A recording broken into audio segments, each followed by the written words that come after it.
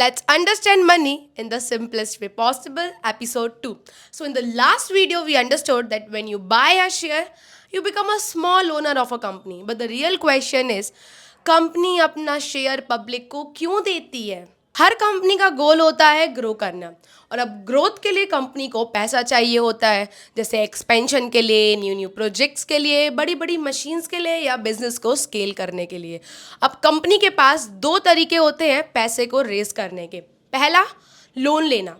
Loan लेने पर company को इंटरेस्ट देना पड़ता है, जब चाहे वो प्रॉफिट में हो या फिर वो लॉस में हो। और दूसरा, शेयर्स देना।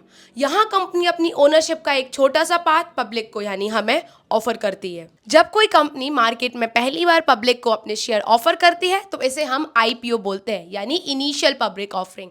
इसमें हम कंपनीज के शेयर को खरीदते हैं और उस बिजनेस के शेयर होल्डर बन जाते हैं।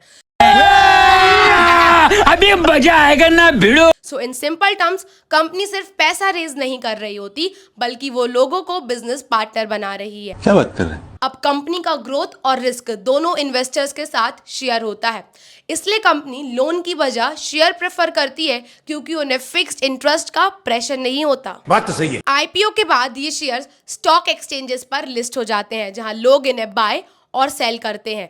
अब एक लाइन में बोले तो कंपनी शेयर इसलिए रेस करती है या फिर इसलिए ऑफर करती है ताकि वो बिना लोन के पैसा रेस कर सके। तो नेक्स्ट एपिसोड में हम समझेंगे कि शेयर स्टॉक एक्सचेंजेस पर कैसे लिस्ट होते हैं और ये पूरा सिस्टम एक्चुअली में कैसे काम करता है। So this is how money actually works. Subscribe to understand it step by step.